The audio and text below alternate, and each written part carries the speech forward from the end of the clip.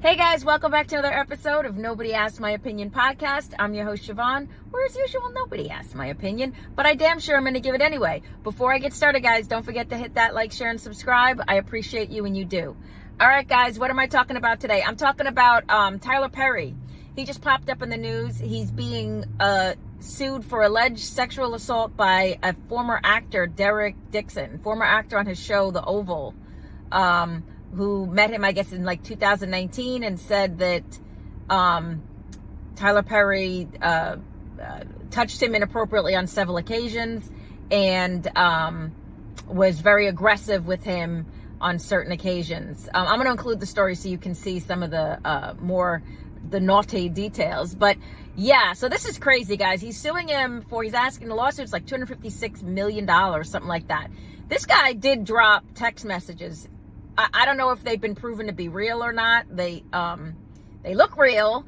And if they are real, that this is extremely damaging to Tyler Perry. Now, here's what's crazy about this, right? This dropped yesterday, and I have been waiting for this to blow up more than it has. But then my fear was it wasn't going to blow up, just because the power that Tyler Perry has. He's like the male, Oprah. So I feel like I saw this and I was like, because we've heard whispers about Tyler Perry for years, and I always say with that much power, guys, you're not gonna get that powerful, that much money without having some mud on you. Okay, I know people want to believe Tyler Perry is Medea and he all innocent and he has this this persona, but there have been whispers in Hollywood and beyond. We all remember the Cat Williams interview. He has definitely come for Tyler Perry on several occasions. Monique and all of them have made certain little comments about him that makes you think there's two sides to Tyler Perry. Now, looking to this lawsuit, again, this guy released, and I want to start by saying, like, this is not like an attack or basically saying that, about Tyler Perry's, sexual preference.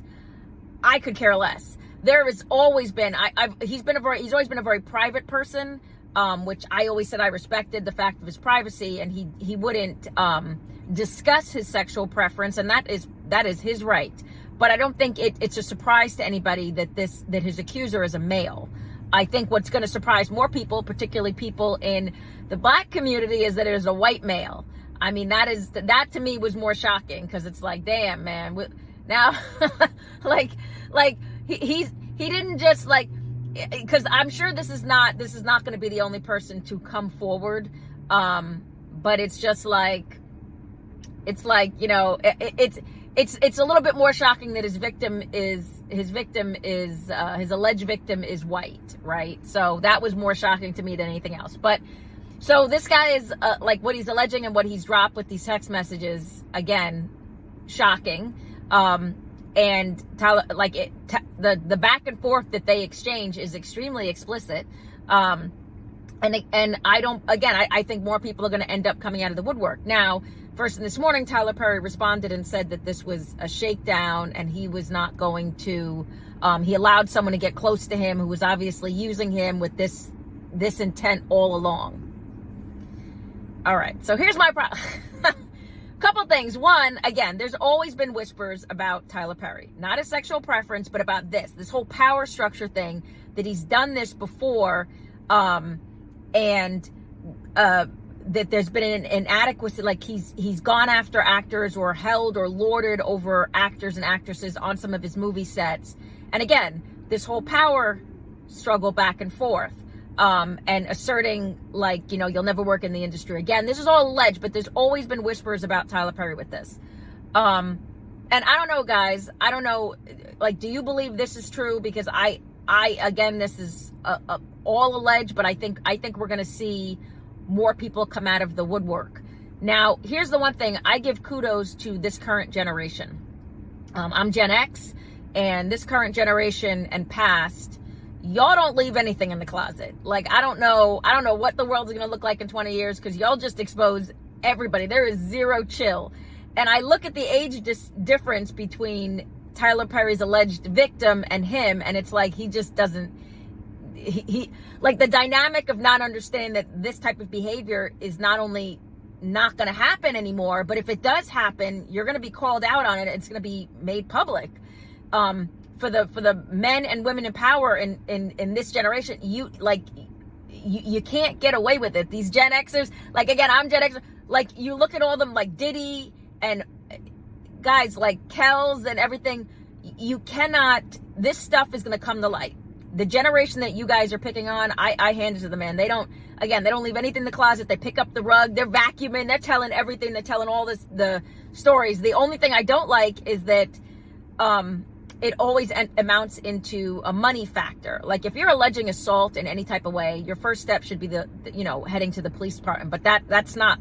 It's just like, it feels like now we're living in an exchange of services type of scenario of life. You see it with the Diddy trial. You see it now you're seeing with Tyler Perry. And it's like, when these guys or women who are the alleged abusers stop paying, all of a sudden you're seeing these civil cases pop up. And that's the aspect I hate. I'm all about get your money, but you're going to change the dynamic of how the victim, is viewed. I really believe, like, if Cassie had not taken that money, I think she would have been viewed differently in her testimony, right? So this guy, I don't see any type of case against, like, any type of criminal case against Tyler Perry. This guy ran right for the bank. He ran right for an attorney, and he's asking for money. So that's the problem. But I think more people are going to come out of the woodwork against him. I can't imagine, it becomes a domino effect. And Tyler Perry has quite a lot of power in Hollywood. He has a lot of power in Black Hollywood. And like I said, with all of that power and that money, there's always dirt behind it, guys. So no matter how, I know some people really put particularly celebrities, put them on this holy platform of cannot do no wrong. But that's just not the case. In any type of business, especially any type of business that makes this amount of money. I mean, Tyler Perry, I think he's like nearing billionaire status. He's going to have some dirt. Now, reading some of these text messages, it looked like he wanted to, like, basically have this guy as sort of like a side piece type of situation, and he would have taken care of him. The Derek Dixon is alleging that he was offered a role on the Oval sorely based on the fact if he played nice for Tyler Perry. So the worst part about this, I think, for Tyler Perry is that if more people come forward alleging this is worse than in his work environment. This is worse than if he had a victim who was just alleging he had done this. And what do I mean by that? I mean that, guys, if it's going to come out, Tyler Perry has done how many movies? Forget just Medea, but just he is involved. He just did the Netflix deals and everything else.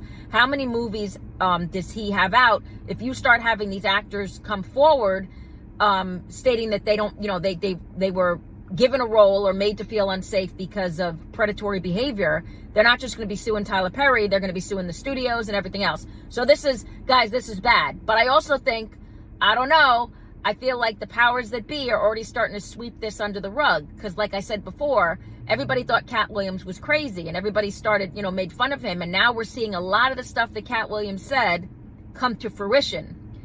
Well, this morning, 50 cents being 50 cents, he can't help but troll. He cannot help but troll. And you just sit there watching and laughing with the popcorn, enjoying it.